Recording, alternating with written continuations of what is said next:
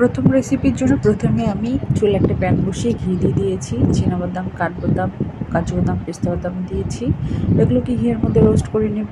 কিছুক্ষণ পরে কিশমিশ দিয়ে দেব। কিশমিশ সহকারে সবগুলোকে আমি রোস্ট করে নেব। চুলের হিটটা অবশ্যই লো হিটে রাখতে হবে। এবার এলাচ, দারুচিনি, তেজপাতা দিয়ে দিলাম। লাচের সময় 300 গ্রাম দিয়ে দিব। লো হিটে ভেজে নেব। কিছুক্ষণ পরে চিনি দিয়ে দিব আর লবণ দিয়ে দিব। লবণ না দিলে মিষ্টি জাতীয় জিনিস কিন্তু একদমই ভালো লাগে না। তারপরে আমি চুলা হিটে লো হিটে রেখে আবার রোস্ট করে নিচ্ছি। শুকনো নারিকেল কোড়ানো 1 কাপ দিয়ে দিব। তারপর মিশিয়ে নিয়ে গুঁড়ো দুধ 1.5 কাপ দিব। তারপর আবারও আমি চুলা হিটে লো হিটে রেখে সেমাইগুলোকে অনবরত নাড়তে থাকবো। চুলা থেকে নামিয়ে সাইডে রেখে দিচ্ছি। ঝরঝরে লাচের সেমাই তৈরি। এই সেমাইটা 10 থেকে 15 দিন সংরক্ষণ করে খেতে পারেন। দ্বিতীয় রেসিপির জন্য প্রথমে আমি লাচা সেমাই নিয়ে নিলাম আর ফুড কালার দিয়ে দিলাম। সেমাইগুলোর সাথে ফুড কালারগুলোকে আমি ভালো করে মিশিয়ে নিচ্ছি। সাইডে রেখে দিলাম। চুলে একটা প্যান বসিয়ে ঘি দিয়ে দিলাম 1 টেবিল চামচের মতো। এলাচ, তেজপাতা দিয়ে দিলাম। কাজু বাদাম, পেস্তা বাদাম, কাঠবাদাম আমি ছোটো ছোটো টুকরো করে দিয়ে দিলাম। রোস্ট করে নিচ্ছি সেমাইগুলোর সাথে। 2 মিনিট ভেজে নেব। 2 মিনিট পরে আমি চিনি দিয়ে দেবো 1.5 কাপের মতো। শুকনো নারকেল দিয়ে দেবো 1 কাপের মতো। কিশমিশ কুচি দিয়ে দেবো। তারপরে আবারও সেমাইগুলোর সঙ্গে মিশিয়ে নিচ্ছি। চুলার হিটটা অবশ্যই লো হিটে রাখতে হবে। দুধ দিয়ে দিলাম 1.5 কাপের মতো। তারপরে এই দুধের মধ্যে সেমাইগুলোকে আমি হালকা সেদ্ধ করে নেড়ে চেড়ে নিলাম। গুঁড়ো দুধ 4 টেবিল চামচ দিয়ে দিচ্ছি। তারপর সেমাইয়ের সঙ্গে ভালো করে ধৈর্য সহকারে মিশিয়ে নিতে হবে। চুলার হিটটা অবশ্যই লো হিটে থাকবে। তেজপাতাগুলো আমি তুলে নিলাম। এখন আমি ভালো করে নেড়ে চেড়ে নামিয়ে নিলাম। এখন সেমাইগুলোকে আমি এভাবে ছোট ছোট গোল গোল শেপে তৈরি করে নিচ্ছি।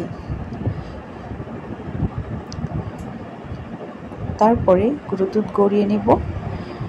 সবগুলোর সঙ্গে গুঁড়ো দুধ গড়িয়ে নিচ্ছি। নেওয়া শেষ। এখন লাচ্ছা সেমাই মিষ্টি তৈরি করে ফেললাম।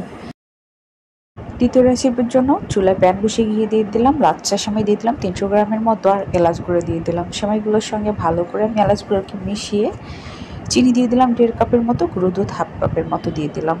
লো হিটে 2 থেকে 3 মিনিটের জন্য ভেজে নেব। সেমাইগুলো ভেজে নেওয়া শেষ। তারপরে একটা বলে নিয়ে নিলাম। সবগুলো সেমাইকে অর্ধেক লেয়ারে আমি সাজিয়ে নিলাম। অন্যদিকে চুলে একটা প্যান বসিয়ে আমি গুঁড়ো দুধ আর লিকুইড দুধ 500 গ্রামের মতো দিয়ে গরম করে নিচ্ছি। কাস্টার্ড পাউডার দিয়ে দিলাম। কনডেন্স মিল্ক দিয়ে দিলাম 1/2 কাপের মতো। এখন আমি ভালো করে এগুলোকে মিশিয়ে নিচ্ছি আর অনবরত নাড়তে হবে। কাস্টার্ড মালাই তৈরি করে নিলাম আর এটা অনবরত নাড়তে থাকতে হয়।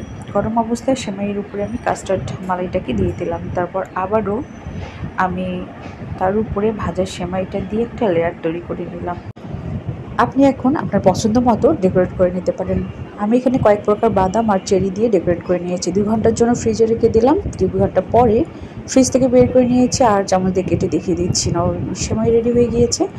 চতুর্থ রেসিপির জন্য প্রথমে একটা বলে 1 কাপ চিনি আর 1 কাপ পানি দিয়ে আমি বয়েল করে নিচ্ছি। 2 থেকে 3 মিনিট জাল করে নেব। এটা নামিয়ে সাইডে রেখে দিলাম। অপরদিকে চুলা একটা প্যান বসিয়ে 3 টেবিল চামচ ঘি দিয়ে দিয়েছি। এলাচ, দারুচিনি দিয়ে একটু রোস্ট করে নিলাম। তারপর কাজু বাদাম, চিনাবাদাম দিয়ে দিয়েছি। আপনারা এখানে অন্য বাদামও ইউজ করতে পারেন। কিশমিশ দিয়ে দিলাম। সবগুলোকে রোস্ট করে নেওয়ার পরে আমি এখানে সেমাই দিয়ে দিলাম 150 গ্রামের মতো। সেমাই দিয়ে অনবরত নেড়ে চেড়ে নিতে হবে আর চুলা হিটটা অবশ্যই লো হিটে রাখতে হবে যাতে সেমাইগুলো পুড়ে না যায়। 7 থেকে 8 মিনিটের জন্য সেমাইগুলোকে ভেজে নিতে হবে। আমি একটু একটু করে দিচ্ছি কারণ আমার প্যানটা খুবই ছোট, একসাথে এতগুলো ধরবে না, তাই আমি একটু করে দিচ্ছি। সেই পানিটা দিয়ে দিলাম আর দুধ দিয়ে দিলাম। 1 কাপের মতো নারিকেল কুঁড়ি দিয়ে দিলাম। তারপর আমি সেমাইগুলোর সঙ্গে ভালো করে মিশিয়ে নিলাম। কিছুক্ষণ সেদ্ধ হওয়ার জন্য ঢাকনা দিয়ে ঢেকে দেবো। 2 থেকে 3 মিনিট পরে আমার সেমাইটা রেডি হয়ে যাবে। এখন হাতা দিয়ে নেড়ে চেড়ে নামিয়ে ফেলবো। ভালো থাকবেন। আসসালাম।